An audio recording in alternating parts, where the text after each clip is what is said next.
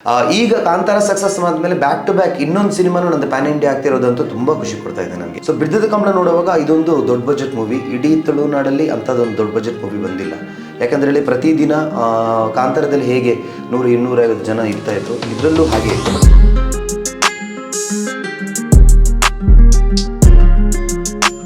Totally ನಿಮಗೆ ಕಂಬಳ ಅಂದ್ರೆ ಏನು, ಅದ್ರದ್ದು ಡೀಪ್ ಥಾಟ್ಸ್ಗೆ ವಿಜಯನ್ ಅವರು ಹೋಗಿದ್ದಾರೆ. ಅಲ್ಲಿ ಕಾಂತಾರದಲ್ಲಿ ನಿಮ್ಮ ಅಣ್ಣ ಶಿವ ಕಂಬಳ ಓಡಿಸ್ತಾರೆ. ಬಿರ್ದದ ಕಂಬಳದಲ್ಲಿ ನಮ್ಮ ಗುರುವ ಸ್ವರಾಜ್ ಶೆಟ್ಟಿ ಅವರ ಕಂಬಳ ಓಡಿಸಿದ್ದಾರೆ ರಿಯಲ್ ಲೈಫ್ ಇದರಲ್ಲಿ. ಅಂದ್ರೆ ನನಗೆ ನನ್ನ ಆಪೋಸಿಟ್ ಅಲ್ಲಿದ್ದದ್ದು ಶ್ರೀನಿವಾಸ್ ಗೌಡ್ ಅವರು. ಸೊ ಅವರು ಇದರಲ್ಲಿ ಒಂದು ಮುಖ್ಯ ಭೂಮಿಕೆಯಲ್ಲಿದ್ದಾರೆ. ಸೊ ಅವ್ರು ಏನು ಮಾಡ್ತಾ ಇದ್ರು ಅಂತ ಹೇಳಿದ್ರೆ, ನಿಮ್ಗೆ ಗೊತ್ತಲ್ವಾ, ಹೊಸನ್ ಬೆಲ್ಟ್ ಅನ್ನ ಹೆಸರಿಟ್ಕೊಂಡಿದ್ದವರು ಅವರು. ಸೊ ಅವ್ರ ಸ್ಪೀಡ್ನ ನನಗೋಸ್ಕರ ಕಮ್ಮಿ ಮಾಡ್ತಾ ಇದ್ರು ಕೆಲವು ಜಾಗದಲ್ಲಿ. ಆ 145 ಮೀಟರ್ಸಲ್ಲಿ ಮುಕ್ಕಾಲು ಕರೆ ಓಡ್ತಾ ಇದ್ದೆ ನಾನು. ಒಂದು ಸರಿ ಗ್ರಿಪ್ ಹಿಡಿದ್ಬಿಟ್ರೆ ಮತ್ತೆ ಬಿಡ್ತಿರ್ಲಿಲ್ಲ ನಾನು. ಬಟ್ ತುಂಬ ಕಷ್ಟ. ಅಂದರೆ ನನಗೆ ಅನಿಸ್ತಾ ಇತ್ತು, ಯಪ್ಪ ನಮ್ಗೆ ನೋಡೋಕ್ಕೆ ಒಂದು ನಿಮಿಷದಲ್ಲಿ, ಒಂದು ಸೆಕೆಂಡಲ್ಲಿ ಹಿಂಗೆ ಪಾಸ್ ಆಗ್ತಾರೆ ಅವರು. ಬಟ್ ಅದು ಅಲ್ಲಿ ಇಳಿದ ಮೇಲೆ ಆ ಮಣ್ಣಿನ ಮೇಲೆ ಒಂದು ಚೂರು ಬಿದ್ದರೆ, ಒಂದು ಫೈಟ್ ಸೀಕ್ವೆನ್ಸಲ್ಲಿ ಕೋಣ ಹೀಗೆ ನಿಂತ್ಕೊಂಡಿರುವಾಗ ಅದರ ಹತ್ತಿರ ಒಂದು ಡಮ್ಮಿ ಕತ್ತಿ, ಅದು ಕತ್ತಿ ಹಿಂಗೆ ಪಾಸ್ ಆಗುತ್ತೆ. ಅಂದರೆ ಆ ಕತ್ತಿ ಹೋಗುವಾಗ 2 ಸರಿ ಒಂಥರ ನನ್ನನ್ನು ಇದು ಮಾಡೋ ಥರ ಬಂತು. ಬಟ್ ಅದಾದಮೇಲೆ ಅದಕ್ಕೇನೋ ಗೊತ್ತಾಯ್ತೋ ಗೊತ್ತಿಲ್ಲ, ಕ್ಯಾಮ್ರಾ ಎಲ್ಲ ಹತ್ತಿರ ಹೋದರೂ ಕೂಡ ಅದ್ರ ರಿಯಾಕ್ಷನಲ್ಲಿ ಚೆನ್ನಾಗಿತ್ತು. ಮತ್ತು ಅದು ನೋಡುವಾಗಲೇ ನಮ್ಮಷ್ಟು ಹೈಟ್ ಇದೆಯಲ್ಲ, ಸೊ ಲಿಟ್ರಲಿ ಒಳಗಡೆ ಒಂದು ಹೆದರಿಕೆ ಬಂದೇ ಬರುತ್ತೆ. ನನಗೆ ಕೆಲವು ಸೀನ್ಗಳು ಹೇಗಿತ್ತು ಅಂತ ಹೇಳಿದ್ರೆ ಅದನ್ನು ತಪ್ಕೋಬೇಕು. ಈ ತಪ್ಕೊಳ್ಳೋದೆಲ್ಲ ಅವ್ರು ಹೇಳಿಬಿಡ್ತಾರೆ ತಪ್ಕೋ ಅಂತ ಹೇಳಿ. ಕಾಂತಾರ ಆಗಿ ಹಿಟ್ಟಾದ್ಮೇಲೆ ನಾನು ಅವ್ನ ಪಕ್ಕ ಹೋಗಿದ್ದಲ್ಲ, ಅದಕ್ಕೆ ಮುಂಚೆನೇ ಅವ್ರು ನನ್ನ ಸೆಲೆಕ್ಟ್ ಮಾಡಿದ್ದಿದ್ದಲ್ಲ. ಬ್ರದರ್ ನಮಸ್ತೆ. ನಮಸ್ತೆ, ಹೇಗಿದ್ದೀರಿ? ನಿಮ್ಮೆಲ್ಲರ ಆಶೀರ್ವಾದದಿಂದ ನೋಡಿ ಹೇಗಿದ್ದೀವಿ. ಕಾಂತಾರದ ಸಕ್ಸಸ್ನ ನಂತರ ಎಲ್ಲರಿಗೂ ಈಗ ಮತ್ತೆ ಒಂದು ಚರ್ಚೆಯಾಗಿದೆ ತುಳುನಾಡಿನಲ್ಲಿ. ಕಾಂತಾರದಂತೆ ಮತ್ತೊಂದು ಪ್ಯಾನ್ ಇಂಡಿಯಾ ಸಿನಿಮಾದಲ್ಲಿ ಸ್ವರಾಜ್ ಶೆಟ್ಟಿ ಅಬ್ಬರಿಸಲಿದ್ದಾರೆ. ಆ ಸಿನಿಮಾದ ಹೆಸರು ತುಳುವಿನಲ್ಲಿ ಬಿರ್ದದ ಕಂಬಳ, ಕನ್ನಡದಲ್ಲಿ ವೀರ ಕಂಬಳ. ಇದು ನಿಜಾನ? ಆ ಒಂದು ಸಿನಿಮಾ ಆಗ್ತಾ ಇದೆಯಾ ಅಥವಾ ಆಗಿದೆಯಾ? ಖಂಡಿತವಾಗ್ಲೂ ಇದೆ, ನಿಜ. ಆಲ್ರೆಡಿ ಒಂದು ಮುಕ್ಕಾಲು ಪೋರ್ಷನ್ ಶೂಟ್ ಆಗಿದೆ. ಇನ್ನೊಂದು ಸ್ವಲ್ಪ ದುಬೈಯಲ್ಲಿ ಒಂದು ಪೋರ್ಷನ್ ಬಾಕಿ ಇದೆ. ಮತ್ತು ನಂದು ಒಂದು 7 ಡೇಸ್ ಒಂದು ಸಾಂಗ್ ಶೂಟ್ ಮತ್ತು ಇನ್ನೊಂದು ಸ್ವಲ್ಪ ಬಾಕಿ ಇದೆ ಅಷ್ಟೇ. ಅದಾದಮೇಲೆ ಖಂಡಿತವಾಗ್ಲೂ ನೆಕ್ಸ್ಟ್ ಇಯರ್ ನನ್ನ ಪ್ರಕಾರ ಒಂದು ಜನವರಿ-ಫೆಬ್ರವರಿನಲ್ಲಿ ಸಿನಿಮಾ ತೆರೆ ಕಾಣಬಹುದು ಅನ್ನೋ ಒಂದು ನಂಬಿಕೆ ನಮಗಿದೆ. ವೀರ ಕಂಬಳದ ಬಗ್ಗೆ ಕೇಳೋದಾದರೆ, ಈಗ ನಾವು ಕನ್ನಡ ವರ್ಷನ್ನ ಬಗ್ಗೆ ಪ್ರಶ್ನೆಗಳನ್ನು ಕೇಳ್ಕೊಳ್ತಾ ಹೋಗ್ತೀವಿ. ಯಾಕಂತ ಹೇಳಿದ್ರೆ ಈ ಸಿನಿಮಾ ಪ್ಯಾನ್ ಇಂಡಿಯಾ, ಅಂದರೆ ತುಳುವಲ್ಲಿ ಮೂಲ ಭಾಷೆ, ಹಾಗೆ ಅದರ ಜೊತೆ ಒಂದು 5 ಭಾಷೆಯಲ್ಲಿ ರಿಲೀಸ್ ಆಗ್ತಾ ಇದೆ. ಸೊ ನಿಮ್ಮ ಆಯ್ಕೆಯ ಪ್ರಕ್ರಿಯೆ ಹೇಗೆ ನಡೀತು ಈ ಸಿನಿಮಾಕ್ಕೆ ಅಂತ? ಅಂದರೆ ಇದರ ಡೈರೆಕ್ಟರ್ ರಾಜೇಂದ್ರ ಸಿಂಗ್ ಬಾಬು ಅವರು. ನಿಮಗೆ ಅವ್ರ ಬಗ್ಗೆ ನಾನು ಹೇಳಬೇಕು ಅಂತಲೇ ಇಲ್ಲ, ನಾವು ಚಿಕ್ಕ ವಯಸ್ಸಿಂದ ಅವರ ಸಿನಿಮಾಗಳನ್ನ ನೋಡ್ಕೊಂಡು ಬೆಳೆದವರು. ಈ ಕಂಬಳ ಸಬ್ಜೆಕ್ಟ್ನ ಮಾಡುವಾಗ ಅವ್ರ ಜೊತೆ ಸೇರಿಕೊಂಡವರು ನಮ್ಮ ಅಂದರೆ ಗುರುಗಳು ವಿಜಯಕುಮಾರ್ ಕೊಡೇಲ್ಬೆಲ್ ಸರ್ ಅವರು. ಸೊ ಇದಕ್ಕೆ ಡೈಲಾಗ್ ಮತ್ತು ಸ್ಕ್ರೀನ್ ಪ್ಲೇನ ಅವ್ರು ಬರೆದಿದ್ದಾರೆ. ಸೊ ಹಾಗಾಗಿ ನನಗೊಂದು ಈಸಿ ವೇ ಆಗೋಯಿತು. ಅವ್ರು ತುಂಬ ಜನರನ್ನು ಹುಡುಕಿದ್ರು, ನನ್ನನ್ನು ಒಂದು ಪಾರ್ಟ್ ಆಫ್ ಇಟ್ಕೊಂಡಿದ್ರು. ಅಂದರೆ ಇವನ್ನ ಆಯ್ಕೆ ಮಾಡ್ಬೋದಾ ಬೇಡವಾ ಅಂತ ತುಂಬ ಚರ್ಚೆಗಳ ನಂತರ ನಾನು ಗಡ್ಡ ಮೀಸೆಲ್ಲ ಒಂದು ಕಟ್ ಮಾಡಿದ್ನಲ್ಲ ಕಾಂತಾರಗೋಸ್ಕರ. ಅದಾದಮೇಲೆ ಸ್ವಲ್ಪ ಕಾಂತಾರ ಮುಗಿದಾದ್ಮೇಲೆ ಗಡ್ಡ ಮೀಸೆ ಬಿಟ್ಟಾದಮೇಲೆ ನನ್ನನ್ನು ಒಂದು ದಿವಸ ವಿಜಯಕುಮಾರ್ ಸರ್ ಅವರು ರಾಜೇಂದ್ರ ಸಿಂಗ್ ಬಾಬು ಅವ್ರಿಗೆ ತೋರಿಸ್ತಾರೆ, ಮತ್ತು ನನ್ನ ಬಗ್ಗೆ ಎಲ್ಲ ಹೇಳ್ತಾರೆ. ಅವರೊಳಗಡೆ ಏನೋ ಒಂದು ಮಾತುಕತೆಯಾಗಿ ಲಾಸ್ಟಿಗೆ ಫೈನಲಿ ಫಿಕ್ಸ್ ಆಗೋಯ್ತು ಅದು. ಸೊ ಇದು ಒಳಗಡೆ ಬರೋಕ್ಕೆ ಕಾರಣ ವಿಜಯಕುಮಾರ್ ಕೊಡೇಲ್ಬೆಲ್ ಸರ್ ಅವರು, ಬೇರೆ ಯಾರೂ ಇಲ್ಲ. ಅವ್ರ ಜೊತೆ ರಾಜೇಶ್ ಕುಡ್ಲ ಅವರು ಕೂಡ ಜೊತೆಗೆ ಸೇರಿ ಪುಷ್ ಮಾಡಿದ್ದಾರೆ. ಇನ್ನೊಂದು ದೊಡ್ಡ ವಿಷಯ ಏನಂತ ಹೇಳಿದ್ರೆ, ನಮ್ಮ ಪ್ರೊಡ್ಯೂಸರ್ ಅರುಣ್ ರೈತೋಡರ್ ಅವರು, ಇವರು ಶಿವದತ್ತ ಗುಳಿಗೆ ನಾಟಕವನ್ನು ನೋಡಿದರು. ಸೊ ಅವ್ರಿಗೂ ನನ್ನ ಮೇಲೆ ಒಂದು ಫೀಲ್ ಇತ್ತು, ಅಂದರೆ ಇವನ್ನ ಇಟ್ಕೊಂಡು ಯಾವುದಾದ್ರೂ ಒಂದು ಸಿನಿಮಾ ಮಾಡಬೇಕು ಅಂತ. ಬಟ್ ಅದು ಎಲ್ಲವೂ ಸೇರಿ ಅವ್ರದ್ದೆಲ್ಲ ಆಸೆಗಳು ಒಟ್ಟಾಗಿ ನಾನು ಬಿಡ್ದದ ಕಂಬಳ ಅಂದರೆ ವೀರ ಕಂಬಳಕ್ಕೆ ಬರೋಕ್ಕೆ ಅದು ದಾರಿ ಮಾಡಿಕೊಡ್ತು. ಸೊ ಇದೇ ಅದರ ಪ್ರಕ್ರಿಯೆ ಆಗಿತ್ತು. ಸೊ ಕಾಂತಾರ ನೋಡಿದಾಗ ಆ ಒಂದು ಸ್ಕೇಲ್ ಕ್ಯಾನ್ವಾಸ್ ನೋಡಿ ಎಲ್ಲರಿಗೂ ಒಂದ್ಸಲ ಆಶ್ಚರ್ಯ ಆಗಿತ್ತು. ಒರಿಜಿನಲ್ ಕಾರ್ಡ್ನಲ್ಲಿ ಈ ಥರ ಸೆಟ್ ಹಾಕಿ, ಈ ಥರದ ಲೈಟಿಂಗ್ ಇದು ಮಾಡಿ, ಈ ಕ್ವಾಲಿಟಿಯಲ್ಲಿ ಒಂದು ಸಿನಿಮಾ ಮಾಡಬಹುದಂತ. ಸೊ ವೀರ ಕಂಬಳ ಯಾವ ಸ್ಕೇಲಲ್ಲಿದೆ ಈ ಸಿನಿಮಾ? ಇದು ಕೂಡ ಅಷ್ಟೇ. ಈಗ ನೀವು ಬಿರ್ದದ ಕಂಬಳ ಅಂತ ತಗೊಂಡ್ರೆ, ವೀರ ಕಂಬಳ ಅಂತ ಹೇಳಿದ್ರೆ ಕನ್ನಡಕ್ಕೆ ಅದು. ಬಟ್ ಮೇಯ್ನ್ಲಿ ಅದು ಮಾಡಿದ್ದು ಫಸ್ಟ್ ಬಿರ್ದದ ಕಂಬಳ ಅನ್ನೋದಕ್ಕೆ. ಸೊ ಬಿರ್ದದ ಕಂಬಳ ನೋಡುವಾಗ ಇದೊಂದು ದೊಡ್ಡ ಬಜೆಟ್ ಮೂವಿ, ಇಡೀ ತುಳುನಾಡಲ್ಲಿ ಅಂಥದ್ದೊಂದು ದೊಡ್ಡ ಬಜೆಟ್ ಮೂವಿ ಬಂದಿಲ್ಲ. ಯಾಕಂದರೆ ಹೇಳಿ ಪ್ರತಿದಿನ ಕಾಂತಾರದಲ್ಲಿ ಹೇಗೆ 100-250 ಜನ ಇರ್ತಾ ಇದ್ರು, ಇದರಲ್ಲೂ ಹಾಗೆ ಇತ್ತು. ಬಟ್ ಅದು ಕಾಡಲ್ಲಿತ್ತು, ಇದು ಆ ಕಂಬಳ ನಡೆಯುವ ಜಾಗದಲ್ಲಿತ್ತು. ನೀವು ನಾರ್ಮಲಿ ಕಂಬಳ ನೋಡುವಾಗ ಏನೆಲ್ಲ ನೋಡ್ತಿರೋ, ಎಷ್ಟು ಜನಜಂಗುಳಿ, ಏನೇನು ಅಂಗಡಿಗಳೆಲ್ಲ ಇರುತ್ತೆ, ಎಷ್ಟು ಕೋಣಗಳೆಲ್ಲ ಇರುತ್ತೆ, ಅದೆಲ್ಲವನ್ನೂ ಇಲ್ಲಿ ಸೆಟಪ್ ಮಾಡಾಯಿತು.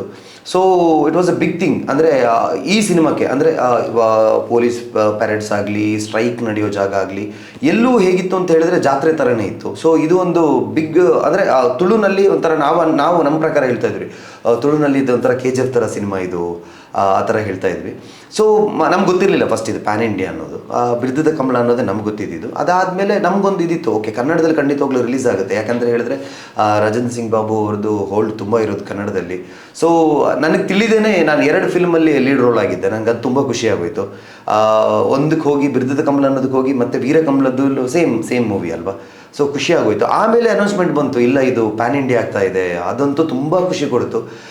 ಈಗ ಕಾಂತಾರ ಸಕ್ಸಸ್ ಆದಮೇಲೆ ಬ್ಯಾಕ್ ಟು ಬ್ಯಾಕ್ ಇನ್ನೊಂದು ಸಿನಿಮಾನು ನಂದು ಪ್ಯಾನ್ ಇಂಡಿಯಾ ಆಗ್ತಿರೋದಂತೂ ತುಂಬ ಖುಷಿ ಕೊಡ್ತಾ ಇದೆ ನನಗೆ. ಇದಕ್ಕೆ ನಾನು ವಿಜಯ್ ಕುಮಾರ್ ಕೊಡೇಬಲ್ ಸರ್ಗೆ ತುಂಬ ಧನ್ಯವಾದ ಹೇಳಬೇಕು. ಯಾಕಂತ ಹೇಳಿದ್ರೆ ಇದು ಒಂದು ಸ್ವಲ್ಪ ಲೀಡ್ ಥರ, ಅದರಲ್ಲಿ ಒಂದು ಆ ಪಾತ್ರನೂ ಒಂಥರ ಲೀಡ್ ಥರ ಇದ್ರೂ ಕೂಡ ಇದರಲ್ಲಿ ಒಂಥರ ಲೀಡ್ ಥರನೇ ಇದ್ದೀನಿ. ಅಂದರೆ ನಾನೊಬ್ಬನೇ ಅಲ್ಲ, ಇದರಲ್ಲಿರೋ ಎಲ್ಲ ಪಾತ್ರಗಳು ಅದರದ್ರ ಒಂದು ಮಹತ್ವವನ್ನು ಒಳಗೊಂಡಿದೆ.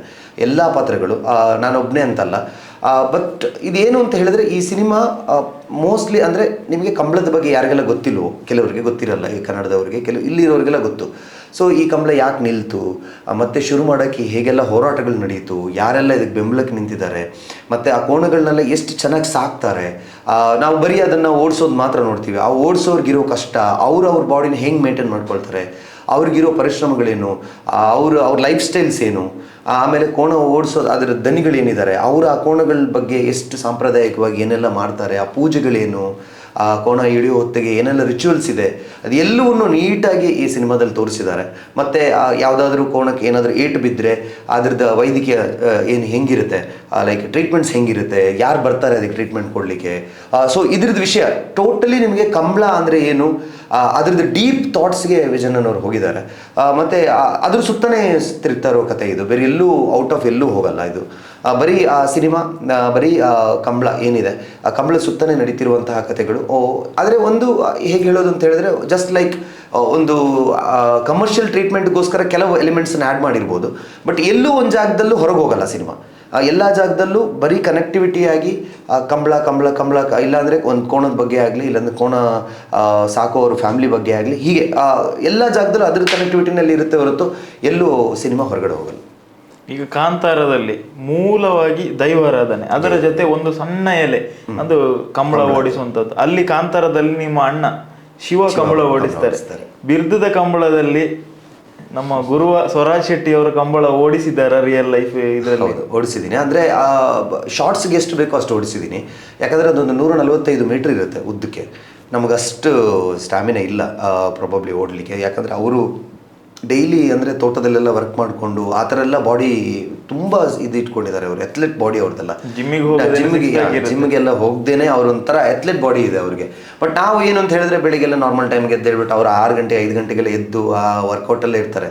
ಸೊ ನಮ್ಗೆ ಸಡನ್ನಾಗಿ ಸುಮ್ಮನೆ ಓಡೋಕೆ ಹೇಳಿದ್ರು ನಮ್ಗೆ ಅಷ್ಟು ಬೇಗ ಓಡೋಕ್ಕಾಗಲ್ಲ. ಇನ್ನು ಆ ಕೋಣಗಳ ಸ್ಪೀಡನ್ನು ಮ್ಯಾಚ್ ಮಾಡೋದಿದೆಯಲ್ಲ ತುಂಬ ಕಷ್ಟವಾದದ್ದು ಅದು. ಅಂದರೆ ಇದರಲ್ಲಿ 3 ವಿಧ ಬರುತ್ತೆ. ಒಂದು ಹಲಗೆ ಮೇಲೆ ಹೋಗೋದು, ಇನ್ನೊಂದು ಹಗ್ಗ ಅಂತ ಹೇಳ್ತೀವಿ ನಾವು, ಹಗ್ಗವನ್ನು ಇಟ್ಕೊಂಡು ಓಡೋದು, ಇನ್ನೊಂದು ನಾಯರ್ ಥರ ಒಂದು ಬರುತ್ತೆ, ಒಂದು ವುಡನ್ ಪೀಸ್ ಥರ ಒಂದು ನಾಯರ್ ಅಂತ ಹೇಳ್ತೀವಿ, ಅದನ್ನ ಇಟ್ಕೊಂಡು ಓಡೋದು. ನನಗೇನಾಗಿತ್ತು ಅಂತ ಹೇಳಿದ್ರೆ ಫಸ್ಟು ನಮ್ಮ ಶ್ರೀಕಾಂತ್ ಭಟ್ರದ್ದು ಒಂದು ಅಲ್ಲಿ ನಂದಲಿಕೆ ಒಂದು ಜಾಗ ಐತಿಲ್ಲ, ಅಲ್ಲಿ ಶೂಟ್ ಆಗ್ತಿರುವಾಗ ನನಗೆ ಆ್ಯಕ್ಚುಲಿ ಒಂದು ಕೋಣ ಜೊತೆ ಓಡುವಾಗ ನನಗೆ ಹಗ್ಗ ಕೊಟ್ಟಿದ್ರು. ನಾನು ಹಗ್ಗ ಕೊಡುವಾಗಲೂ ಒಂದು 2 ಸ್ಟೆಪ್, ಅದು ಸಿಂಗಲ್ ಓಡಿಸೋದು ತುಂಬ ಕಷ್ಟ ಅಂತ ನಾನು ಸಿಂಗಲ್ ಓಡಿಸೋವಾಗಲೇ ಅಲ್ಲಿ ಬಿದ್ದುಬಿಟ್ಟಿದ್ದೆ. ಬಟ್ ನನಗೆ ಅದರಲ್ಲಿ ಸ್ವಲ್ಪ ಅಂದರೆ ನನಗೆ ಯಾವಾಗಲೂ ವಿಜಯನ ಮುಂದ್ಗಡೆ ಕೂತ್ಕೊಂಡು ಹೇಳೋರು, ಮಾಡೋಕ್ಕಾಗಲ್ವಾ, ಆಗುತ್ತೆ ವಿಜಯನ. ಸೊ ನನ್ನ ಪಾಸಿಟಿವ್ ಎನರ್ಜಿಯಲ್ಲಿ ಕೂತ್ಕೊಂಡಿರುವಾಗ ನನಗೇನೋ ಒಂದು ಒಳಗಡೆಯಿಂದ ಹುಮ್ಮಸ್ ಬರುತ್ತೆ, ಓಡಿಸ್ತಾ ಇದೆ ಅದರಿಂದನೇ. ಬಟ್ ನಾನು ಆ ಹಗ್ಗವನ್ನು ಇಟ್ಕೊಂಡು ಓಡೋದ್ರಲ್ಲಿ ಸ್ವಲ್ಪ ನನಗೆ ತರವಾಗಿತ್ತು. ಬಟ್ ಶೂಟಿಂಗ್ ಟೈಮಲ್ಲಿ ನನಗೆ ಗೊತ್ತಿಲ್ಲದೇನೆ ಅಲ್ಲಿ ಬಂದು ನಿಂತಿದ್ದು ಆ ನಾಯರ್ ಅಂತ ಅಂದೇನು ಹೇಳ್ತೀವಿ ಅದನ್ನು. ಸೊ ಅದು ತುಂಬ ಕಷ್ಟ ಆಗಿತ್ತು. ಅದರಲ್ಲಿ ಒಂದು ಪೀಸ್ ಇದೆ, ಅದು ಪೀಸ್ ಓಡುವಾಗ ಅದು ಕೈಗೆ ತುಂಬ ತಾಗುತ್ತೆ ಅದು ಆ್ಯಕ್ಚುಲಿ. ಬಟ್ ಪ್ರಾಬಬ್ಲಿ ಅಲ್ಲಿ ಇರೋರು ಅಂದರೆ ನನಗೆ ನನ್ನ ಆಪೋಸಿಟಲ್ಲಿದ್ದದ್ದು ಶ್ರೀನಿವಾಸ್ ಗೌಡ್ ಅವರು. ಸೊ ಅವರು ಇದರಲ್ಲಿ ಒಂದು ಮುಖ್ಯ ಭೂಮಿಕೆಯಲ್ಲಿದ್ದಾರೆ. ಸೊ ಅವ್ರು ಏನು ಮಾಡ್ತಾಯಿದ್ರು ಅಂತ ಹೇಳಿದ್ರೆ, ನಿಮ್ಗೆ ಗೊತ್ತಲ್ವ, ಹುಸೇನ್ ಬೆಲ್ಟನ್ನು ಹೆಸರಿಟ್ಕೊಂಡಿದ್ದವರು ಅವರು. ಸೊ ಅವ್ರ ಸ್ಪೀಡ್ನ ನನಗೋಸ್ಕರ ಕಮ್ಮಿ ಮಾಡ್ತಾಯಿದ್ರು ಕೆಲವು ಜಾಗದಲ್ಲಿ, ಮತ್ತು ಹೇಳ್ಕೊಡ್ತಾಯಿದ್ರು ಎಲ್ಲವನ್ನೂ. ಅಂದರೆ ಹೇಗೆ ಓಡಿಸ್ಬೇಕು, ಹೇಗೆ ಮ್ಯಾನೇಜ್ ಮಾಡಬೇಕು, ಮತ್ತು ಪ್ರಾಕ್ಟೀಸ್ ಕೊಡ್ತಾಯಿದ್ರು ನನಗೆ. ಆ್ಯಕ್ಚುಲಿ ನಾನು ಸ್ವಲ್ಪ ಓಡಿಸಿದ್ದೀನಿ ಅಂತ ಹೇಳಿದ್ರೆ ಅದು ಅವರಿಂದನೇ. ಯಾಕಂದರೆ ಅವ್ರು ಕೊಡ್ತಿರೋ ಆ ಒಂದು ಎನರ್ಜಿ ಆಗಲಿ, ಅವರು ನನಗೆ ಹೇಳ್ಕೊಟ್ಟಿರೋ ರೀತಿ ಆಗಲಿ, ಒಂದು ಶಾರ್ಟ್ ಪೀರಿಯಡಲ್ಲಿ ನನಗೆ ಸಿನಿಮಾಕ್ಕೆ ಎಷ್ಟು ಬೇಕು ಅಷ್ಟು ಓಡೋ ಥರ ಆಗಿದೆ. ನಾನು ಲಾಸ್ಟಲ್ಲಿ ನಿಮಗೆ ಸಿನಿಮಾ ಎಂಡ್ ಆಗ್ತಾ ಬರ್ತಿರುವಾಗ ಆ 145 ಮೀಟರ್ಸಲ್ಲಿ 3 ಕರೆ ಓಡ್ತಾ ಇದ್ದೆ ನಾನು. ಒಂದು ಸರಿ ಗ್ರಿಪ್ ಹಿಡಿದ್ಬಿಟ್ರೆ ಮತ್ತೆ ಬಿಡ್ತಿರ್ಲಿಲ್ಲ ನಾನು. ಬಟ್ ತುಂಬ ಕಷ್ಟ. ಅಂದರೆ ನನಗೆ ಅನ್ನಿಸ್ತಾ ಇತ್ತು, ಯಪ್ಪ ನಮ್ಗೆ ನೋಡೋಕ್ಕೆ ಒಂದು ನಿಮಿಷದಲ್ಲಿ 1 ಸೆಕೆಂಡಲ್ಲಿ ಹಿಂಗೆ ಪಾಸ್ ಆಗ್ತಾರೆ ಅವರು. ಬಟ್ ಅದು ಅಲ್ಲಿ ಇಳಿದ ಮೇಲೆ ಆ ಮಣ್ಣಿನ ಮೇಲೆ ಒಂದು ಚೂರು ಬಿದ್ದರೆ ತಾಗೋ ಏಟುಗಳಿದೆಯಲ್ಲ, ನಮ್ದು ಎಷ್ಟೋ ಜನ ಪ್ರಾಕ್ಟೀಸ್ ಮಾಡ್ತಿರೋಗೆಲ್ಲ ಬಿದ್ದಿದ್ದಾರೆ, ಅವ್ರಿಗೆಲ್ಲ ಎಷ್ಟು ತಾಗುತ್ತೆ ಅಂತ ಹೇಳಿದ್ರೆ ಅದ್ರ ಕೆಳಗಡೆ ಸ್ವಲ್ಪ ಕೆಸರು ಹೊಯ್ಗೆ ಅದೆಲ್ಲ ಇರುತ್ತೆ, ಅದೆಲ್ಲ ನಿಮಗೆ ಎಳ್ಕೊಂಡು ಹೋಗ್ಬಿಡುತ್ತೆ ನಿಮ್ಮನ್ನು, ಸ್ಕಿನ್ ಎಲ್ಲ ಔಟ್ ಆಗಿಬಿಡುತ್ತೆ, ಇದೆಲ್ಲ ಆಗಿಬಿಡುತ್ತೆ. ಸೊ ಇದನ್ನೆಲ್ಲ ಮರೆತು ಕೂಡ ಅವ್ರು ಅಷ್ಟು ಸ್ಪೀಡಾಗಿ ಅದ್ರ ಜೊತೆ ಕನೆಕ್ಟಿವಿಟಿಯಾಗಿ ಹೋಗ್ತಾರೆ. ಇನ್ನೊಂದು ಹೇಳಿದ್ರೆ ಅವ್ರು ಓಡಿಸುವಂಥ ಕೋಣಗಳು ಅವ್ರ ಜೊತೆ ಇರುವ ಬಾಂಡಿಂಗ್ ಅದು. ನಾವು ನೋಡುವಾಗ ನೋಡ್ತೀವಿ ಹೊಡಿತಾರೆ ಅದಿದೆಲ್ಲ, ಯಾವುದೂ ಅಲ್ಲ ಅದು. ಆ್ಯಕ್ಚುಲಿ ಅದು ಸ್ಪೀಡ್ಗೋಸ್ಕರ ಮಾಡೋದಷ್ಟೇ. ಬಟ್ ಹೊರಗಡೆ ಬಂದ ಮೇಲೆ ಅದು ಕೊಡೋ ಟ್ರೀಟ್ಮೆಂಟ್ ಇದೆಯಲ್ಲ, ಮಗು ಥರ ನೋಡ್ಕೊಳ್ತಾರೆ ಅದನ್ನು. ಅದು ನಮ್ಗೆ ತುಂಬ ಖುಷಿಯಾಗೋ ವಿಷಯ. ಯಾಕಂದರೆ ಅದನ್ನು ಸ್ವಲ್ಪ ದಣಿಸಿದ್ರು, ಈ ಶೂಟಿಂಗ್ ಟೈಮಲ್ಲೂ ಕೂಡ ಹಾಗೆ ದಣಿಸ್ತಾ ಇದ್ರು ಕೂಡ ಅವರು ಅದಕ್ಕೆ ಟೈಮ್ ತಗೊಂಡು ಅದಕ್ಕೆ ಹೇಗೆ ಬೇಕೋ, ಮತ್ತು ಅದು ಆಯಿಲ್ ಹಾಕೋದಾಗಲಿ, ಅದನ್ನು ನೀಟಾಗಿ ನೆರಳಿಗೋ ಕಟ್ಟೋದಾಗಲಿ, ಇಂಥದ್ದೆಲ್ಲವನ್ನೂ ಮಾಡ್ತಾಯಿದ್ರು ಅವರು. ಅಂದರೆ ಅದು ಮಗುನೇ ಅವರಿಗೆ. ಒಂದು ಸ್ವಲ್ಪ ಕೂಡ ಅದನ್ನು ಇದು ಮಾಡ್ತಾ ಇರಲಿಲ್ಲ ಅವರು. ಅದನ್ನು ನೋಡುವಾಗ ನಮ್ಗೆ ಅನಿಸುತ್ತೆ, ಈ ಥರ ಕಂಬಳದಲ್ಲಿ ಇಂಥ ವಿಷಯಗಳೆಲ್ಲ ಇದೆ, ನಮ್ಗೆ ಗೊತ್ತಿಲ್ಲದಿರೋ ವಿಷಯ. ನಾವು ನೋಡ್ತೀವಿ ಕಂಬಳದಲ್ಲಿ ಅಂದರೆ ಹೋಗ್ತಾರೆ, ವಿನ್ ಆಗ್ತಾರೆ, ಯಾರು ಅಂತ ಕೇಳ್ತಾರೆ, ಸುಮ್ಮನೆ ಸೌಂಡ್ ಮಾಡಿಕೊಂಡು ಚಪ್ಪಾಳೆ ತಟ್ಕೊಂಡು ಬರ್ತೀವಿ. ಅದಲ್ಲ, ಅಲ್ಲಿ ತುಂಬ ಒಂದು, ಈಗ ನಾವು ಕಾಂತಾರದಲ್ಲಿ ಹೇಗೆ ದೈವದ ಮೇಲೆ ಒಂದು ಎಷ್ಟು ಬಿಲೀಫ್ ಇಟ್ಕೊಂಡು ಏನೋ ಒಂದು ಕನೆಕ್ಟಿವಿಟಿ ಇದೆಯಲ್ಲ, ಸೇಮ್ ಬಿಲೀಫ್ ಇಲ್ಲಿ ಯಾರು ಕೋಣದ ಓನರ್ಗಳಿದ್ದಾರೋ ಇಲ್ಲ ಕೋಣ ಓಡಿಸೋರು ಇದ್ದಾರೋ ಅವ್ರಿಗೂ ಒಂದು ಒಳಗಡೆ ಅದು ಕೋಣ ಅಲ್ಲ ಅವರಿಗೆ, ಅದು ಅವ್ರ ಮಗು ಆಗಿರಲಿ ಅಲ್ಲ, ಅವ್ರ ಫ್ಯಾಮಿಲಿಯಲ್ಲಿ ಒಬ್ಬ ಸದಸ್ಯನಾಗಿ ಅದನ್ನು ನೋಡಿ ಅಷ್ಟು ಚೆನ್ನಾಗಿ ಟ್ರೀಟ್ಮೆಂಟ್ ಮಾಡ್ತಾರೆ ಅವರು. ಅದು ನೋಡಿ ಎಲ್ಲ ತುಂಬ ಖುಷಿ ಆಯ್ತು ನಮಗೆ. ಈಗ ಕಾಂತಾರ ಸಿನಿಮಾದಲ್ಲಿ ದೈವದ ವಿಚಾರ ಅಂತ ಮುಟ್ಟಿದಾಗ ಅದೊಂದು ಸೂಕ್ಷ್ಮ ವಿಚಾರ ಆಗಿತ್ತು. ಅಲ್ಲಿ ಅವರು ಸಾಕಷ್ಟು ಪ್ರಾಕ್ಟೀಸ್ ಮಾಡಿದ್ದಾರೆ, ಅಂದ್ರೆ ಅದ್ರ ಬಗ್ಗೆ ಹೋಗಿ ತಿಳ್ಕೊಂಡು ಅದ್ರ ಬಗ್ಗೆ ಎಲ್ಲೂ ತಪ್ಪಾಗಬಾರ್ದು, ಅಲ್ಲಿ ಎಲ್ಲಿ ಸುತ್ತಿ ಬರಬಾರ್ದು ಅಂತ ಹೇಳಿ. ಈ ಸಿನಿಮಾದಲ್ಲಿ ನಿಮಗೆ ತಿಳಿದಿರುವ ಹಾಗೆ ನಿಮ್ಮ ಗುರುಗಳು ವಿಜಯ್ ಕುಮಾರ್ ಕೊಡಿಯಲ್ ಬೈಲ್ ಅವರು ಇದ್ದಾರೆ ಅಂತ ಹೇಳಿದ್ರಿ, ಹಾಗೆಯೇ ರಾಜೇಂದ್ರ ಸಿಂಗ್ ಅವರು ಡೈರೆಕ್ಷನ್ ಮಾಡ್ತಾ ಇದ್ದಾರೆ ಅಂತ ಹೇಳಿದ್ರೆ, ಎಷ್ಟು ಡೆಪ್ತ್ ಆಗಿ ಹೋಗಿದ್ದಾರೆ, ಎಷ್ಟು ಅದಕ್ಕೆ ಪ್ರಿಪರೇಷನ್ಸ್ ಇರ್ಬೋದು? ರಾಜೇಂದ್ರ ಸಿಂಗ್ ಬಾಬು ಅವರು ದೊಡ್ಡ ಬುಕ್ಕನ್ನು ಇಟ್ಕೊಂಡ್ಬಿಟ್ಟಿದ್ರು ಅದರದ್ದು ಬಗ್ಗೆ. ನನಗೆ ತಿಳಿದಿರೋ ಪ್ರಕಾರ ಇದು ಅದು ಆ್ಯಕ್ಚುಲಿ ಅವರು ವಿಜಯ್ ಸರ್ ಹತ್ರ ಬರ್ತಿರೋವಾಗಲೇ ಅವರ ದೊಡ್ಡ ಬುಕ್ ಇಟ್ಕೊಂಡು ಬಂದು ಅದ್ರ ಬಗ್ಗೆ ನೀಟಾಗಿ ಅವರ ಥ್ರೂ ಅಲ್ಲಿ ಏನೇನೆಲ್ಲ ತಿಳ್ಕೊಬೇಕಿತ್ತು ಅವರು ಅದೆಲ್ಲವನ್ನು ಕಲೆಕ್ಟ್ ಮಾಡಿಕೊಂಡೇ ಅವರು ಮಂಗಳೂರಿಗೆ ಬಂದಿದ್ದು. ಇದು ನನಗೆ ತಿಳಿದಿರೋದು. ಅದನ್ನೆಲ್ಲ ಕಲೆಕ್ಟ್ ಮಾಡ್ಕೊಂಡು ಬಂದಿದ್ದಾರೆ. ಮತ್ತು ಪೇಪರ್ ಕಟ್ಟಿಂಗ್ಸ್ ಈಗದಲ್ಲ, ಹಳೆಯ ಉದಯವಾಣಿ ಪೇಪರ್ ಕಟ್ಟಿಂಗ್ಸ್ ಅದೆಲ್ಲ ತಗೊಂಡಿದ್ರು ಅವರು. ಕೆಲವು ಬುಕ್ಸಲ್ಲಿ ಕಂಬಳದ ಬಗ್ಗೆ ಏನೇನೆಲ್ಲ ಬರ್ತಿದ್ದಾರೆ ಅದನ್ನೆಲ್ಲ ತಗೊಂಡಿದ್ರು. ಆಮೇಲೆ ವಿಜಯನ ಹತ್ರ ಕೆಲವು ವಿಷಯಗಳಿತ್ತು ಇದ್ರ ಬಗ್ಗೆ. ಇಬ್ಬರು ಜೊತೆಗೆ ಸೇರಿ ಇದು ಒಂದು ದೊಡ್ಡ, ಅಂದರೆ ಇಟ್ಸ್ ಲೈಕ್ ರಿಸರ್ಚ್ ಅಂತಲೇ ಹೇಳ್ಬೋದು. ನಮಗೆ ಸಿನಿಮಾ ಮಾಡಿದ ಆಮೇಲೆ ಸಿನಿಮಾ ಸ್ಟಾರ್ಟ್ ಆಗಿದ್ದು, ಅದಕ್ಕೆ ಮುಂಚೆ ಬರೀ ಕಂಬಳದ ಬಗ್ಗೆ ಒಂದು ರಿಸರ್ಚ್ ನಡೀತು ಅಲ್ಲಿ. ಡೈಲಿ ಬೆಳಿಗ್ಗೆ ಎದ್ದ ಕೂಡಲೇ ಅವರಿಬ್ಬರು ಹೋಟ್ಲಲ್ಲಿದ್ದು ಮಾತುಕತೆ ನಡೆಸಿ ಎಲ್ಲೆಲ್ಲೋ ಒಂದು ಜಾಗಕ್ಕೆ ಹೋಗಿ ಎಲ್ಲ ಕೋಣಗಳು ಓನರ್ ಜೊತೆ ಮಾತಾಡಿಕೊಂಡು ಕೋಣಗಳನ್ನು ನೋಡಿಕೊಂಡು ಕೋಣ ಓಡಿಸಿರೋ ಜಾಗ ಮತ್ತು ಕೆಲವು ರಿಚುವಲ್ಸ್ ಎಲ್ಲ ಮಾಡ್ತಾ ಇರ್ತಾರಲ್ಲ ಅಲ್ಲಿಗೆಲ್ಲ ಹೋಗಿ ನೀಟಾಗಿ ಕಂಬಳ ಅಂದರೆ ಏನು, ಹೇಗೆ ಬಂತು, ಹಳೆ ಕಾಲದಲ್ಲಿ ಕಂಬಳ ಹೇಗೆ ನಡೆದಿತ್ತು, ಎಲ್ಲವನ್ನೂ ನೀಟಾಗಿ ಅವರು ರಿಸರ್ಚ್ ಮಾಡಿ ನನ್ನ ಪ್ರಕಾರ ಒಂದು 4 to 5 months ರಿಸರ್ಚಲ್ಲೇ ಇದ್ದರು. So it's A deep research product ಇದು. ಸುಮ್ಮನೆ ಕಂಬಳ ಒಂದು ನಾರ್ಮಲ್ ಹೀರೋಯಿಸಮ್ ತೋರ್ಸೋಕ್ಕೋಸ್ಕರ ಕಂಬಳ ಓಡಿಸ್ಬಿಟ್ಟು ನಾರ್ಮಲಿ ಯಾರು ವಿನ್ ಆಗ್ತಾರೆ ಅದ್ರದ್ದು ಬಗ್ಗೆ ಸಿನಿಮಾ ಅಲ್ಲ ಇದು. ಡೀಪ್ಲಿ ಆಗಿ ಕಂಬಳ. ಇದರಲ್ಲಿ ಅದೇ ಹೇಳೋದಲ್ಲ, ನಾನು ನಾಯಕ ನಟನಾಗಿರ್ಬೋದು, ನಾನು ಅಂದರೆ ಮುಖ್ಯ ಪಾತ್ರ ಅಷ್ಟೇ ಇದರಲ್ಲಿ. ಎಲ್ಲರೂ ಮುಖ್ಯ ಪಾತ್ರವಾಗಿ ಬರ್ತಾರೆ. ಅಂದರೆ ಕೋಣ ಕೂಡ ಇದರಲ್ಲಿ ಮುಖ್ಯವೇ, ನಮಗಿಂತ ಜಾಸ್ತಿ ಮುಖ್ಯವಾಗಿ ಬರೋದು ಇಲ್ಲಿ ಕೋಣಗಳು. ಅಂದರೆ ಥ್ರೂಔಟ್ ಅವರ ಬಂದಿರೋ ರಿಸರ್ಚ್ ಪ್ರಕಾರ ಕತೆ ಹೇಗೆ ಹೋಗಿದ್ದು ಆ ಕಥೆಯನ್ನು ನೀಟಾಗಿ ಸ್ಕ್ರೀನ್ ಪ್ಲೇ ರೀತಿಯಲ್ಲಿ ಹೆಣೆದು ಅದನ್ನು ನೀಟಾಗಿ ಜನಗಳಿಗೆ ತಲುಪಿಸೋಲ್ಲಿ ಇದು ಮಾಡಿದ್ದಾರೆ. ಸೊ ಇನ್ಮೇಲೆ ಅದು ಜನಗಳಿಗೆ ಹೇಗೆ ಮುಟ್ಟುತ್ತೆ ಅನ್ನೋದು ನಾವು ಇನ್ಮೇಲೆ ಕಾದು ನೋಡ್ಬೇಕಷ್ಟೇ ರಿಲೀಸ್ ಟೈಮಲ್ಲಿ. ನಾವು ವಿಜಯಣ್ಣನ ಹತ್ರ ಮಾತಾಡಿದಾಗ ಒಂದು ದಿನ ಅವ್ರು ಮಾತು ಹೇಳಿದ್ರು, ಕಂಬಳ ಸಿನಿಮಾ ಮಾಡ್ತೀವಿ ಅಂತ ಅನ್ಕೊಂಡಾಗ ಎಷ್ಟು ಚಾಲೆಂಜಸ್ ಬರುತ್ತೆ ಅಂತ ಗೊತ್ತಿರಲಿಲ್ಲ. ಆದರೆ ಒಂದು ಯಾವುದೋ ಒಂದು ಪರ್ಟಿಕ್ಯುಲರ್ ಸೀನ್ ಆಗ್ಬೇಕಾದ್ರೆ 20-25 ಲಾರಿಯಲ್ಲಿ ಅವ್ರ ಜೊತೆ ಒಂದು 100 ಜನ, ಈ ಸೈಡಲ್ಲಿ ಒಂದು 20-20 ಜೋಡಿ, ಅಂದರೆ ಕೋಣಗಳು ಒಂದೇ ಲೊಕೇಶನ್ಗೆ ಬಂದಿತ್ತು ಅಂತ. ಅಷ್ಟು ಕೋಣಗಳು ಒಂದೇ ಜಾಗಕ್ಕೆ ಬಂದಾಗ, ಅಷ್ಟು ಜನ ಇದ್ದಾಗ ಅಷ್ಟು ಮ್ಯಾನೇಜ್ ಮಾಡೋದು ಸುಲಭನಾ? ಇಲ್ಲ, ಅದೇ ಹೇಳಿದ್ನಲ್ಲ, ಅದಕ್ಕೆ ನಾನು ಆವಾಗ ಒಂದು ಮಾತು ಹೇಳಿದ್ದು, ಒಂದು ದೊಡ್ಡ ಸಿನಿಮಾದ ಬಗ್ಗೆ ನಾನು ಇಮ್ಯಾಜಿನೇಷನ್ ಕೊಟ್ಟಿದ್ದು ಅದಕ್ಕೆ, ನಮ್ಮ ಬಿರುದದ ಕಂಬಳವನ್ನು. ಯಾಕಂದರೆ ಅದೇ ವೀರ ಕಂಬಳ. ಯಾಕಂತ ಹೇಳಿದ್ರೆ ಫಸ್ಟ್ ಟೈಮ್ ನಾವೇ ನೋಡಿದ್ದು. ಈಗ ನೋಡಿ, ಒಂದು 2 ಕೋಣಗಳು ಬರ್ತಾ ಇದೆ ಅಂತ ಹೇಳಿದ್ರೆ ಅದನ್ನು ಹಿಡ್ಕೊಳ್ಳೋರು ಇಬ್ಬರು ಇರ್ತಾರೆ, ಅದರ ಸಾಕೋರು ಒಂದು ಇಬ್ಬರು ಇರ್ತಾರೆ, ಪ್ಲಸ್ ಗಾಡಿಯವರು ಇಬ್ಬರು ಇರ್ತಾರೆ. ಒಂದೊಂದು ಸೆಟ್ಟಲ್ಲಿ ನಿಮಗೆ ಅವರೇ ಒಂದು 10-15 ಜನ ಬಂದುಬಿಡ್ತಾರೆ. ಸೊ ಇಂಥದ್ದು ಒಂದು 20 ಸೆಟ್ ಆದರೆ ಅವ್ರು 20 ಅಷ್ಟು 15 ಎಷ್ಟಾಯಿತು ಅಂತ ಹೇಳಿ, ಪ್ಲಸ್ ಜೂನಿಯರ್ ಆರ್ಟಿಸ್ಟ್ಗಳು, ಇಷ್ಟು ಜನನ್ನು ಇದು ನಮ್ಮ ಯಾವರು ಡೈರೆಕ್ಷನ್ ಡಿಪಾರ್ಟ್ಮೆಂಟಲ್ಲಿ ಇದ್ದರು ಒಂದು 8 ಜನ. ಅವರೆಲ್ಲರೂ ಅಂದರೆ ಅಷ್ಟು ನೀಟಾಗಿ ಮ್ಯಾನೇಜ್ ಮಾಡ್ಕೊಂಡಿರೋರು. ಅಂದರೆ ತುಂಬ ಕಷ್ಟವಾಗಿತ್ತು, ಯಾಕಂದರೆ ಎಲ್ರಿಗೂ ಹೊಸತ್ತು. ಯಾಕಂತ ಹೇಳಿದ್ರೆ ಮನುಷ್ಯರನ್ನ ನಮಗೆ ಹೇಗಾದರೂ ಮ್ಯಾನೇಜ್ ಮಾಡ್ಕೋಬೋದು. ಅಂದರೆ ಯಾರಾದ್ರೂ ಇದ್ರೆ ಅಲ್ಲಿ ಹೋಗಬೇಡ ಇಲ್ಲಿ ಹೋಗಬೇಡ ಅಂತ. ಆ ಕೋಣಗಳನ್ನ ಅಷ್ಟೇ ನೀಟಾಗಿ ಅವ್ರು ನೋಡ್ಕೊಳ್ತಾರೆ, ಅವ್ರಿಗೆ ಗೊತ್ತು. ಅವ್ರ ಹತ್ರ ಹೇಳಿದ್ರೆ ಅವ್ರು ನೀಟಾಗಿ ಕರ್ಕೊಂಡು ಬರ್ತಾರೆ, ಕರ್ಕೊಂಡು ಹೋಗ್ತಾರೆ. ಬಟ್ ಆ ಕ್ಯಾಮ್ರಾಗೂ ಕೂಡ ಕೆಲವು ಟೈಮಲ್ಲಿ ಹೇಗಾಗ್ತಿತ್ತು ಅಂದರೆ ನಮ್ಮದ್ರಲ್ಲಿ ಒಂದು ಕೋಣವನ್ನು ಯೂಸ್ ಮಾಡಿದ್ದಾರೆ. ಆ ಕೋಣ ಹೇಗಾಗ್ತಿತ್ತು ಅಂತ ಹೇಳಿದ್ರೆ ಲಾಸ್ಟ್ಗೆ ಅದು ಗೊತ್ತಾಗ್ತಿತ್ತೇನೋ, ನಾನು ಕೂಡ ಶೂಟಿಂಗಲ್ಲಿ ಇದ್ದೀನಿ ಅಂತ ಒಂದು ಫೈಟ್ ಸೀಕ್ವೆನ್ಸಲ್ಲಿ ನನಗೆ ಈಗ ಕೂಡ ನೆನಪಿದೆ.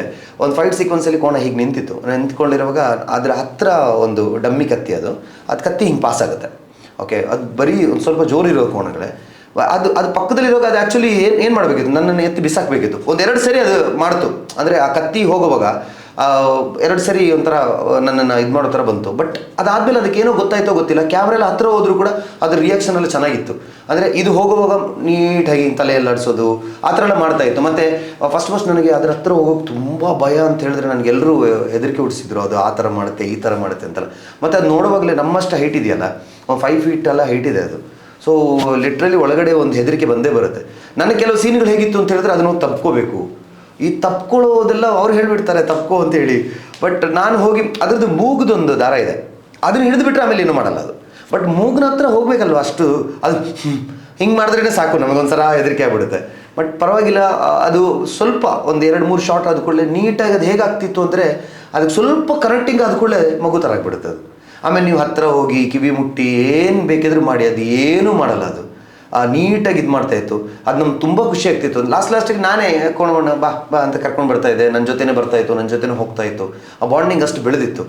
ಒಂದು 2-3 ದಿವಸ ಶೂಟಿಂಗ್ ಇಲ್ಲ ಅಂತ ಹೇಳಿದ್ರೆ ಮತ್ತೆ ಹೊಸತ್ತು ನನಗೆ, ಮತ್ತೆ ಹೋಗಿ ಮತ್ತೆ ಟ್ರೈ ಮಾಡಬೇಕಾಗಿತ್ತು. ಬಟ್ ಅವ್ರಿಗೆಲ್ಲ ಹಾಗಲ್ಲ, ಅವ್ರು ಹೇಳಿದ್ರೆ ಕೂತ್ಕೊಳ್ಳುತ್ತೆ, ಅವ್ರು ಹೇಳಿದ್ರೆ ನಿಂತ್ಕೊಳ್ಳುತ್ತೆ. ಅದು ಒಂಥರ ಖುಷಿ ಆಗುತ್ತೆ ನಮಗೆ, ಲೈಕ್ ಎಷ್ಟು ನೀಟಾಗಿ ಅದು ಅರ್ಥ ಮಾಡ್ಕೊಳ್ಳುತ್ತೆ ಅಂತ.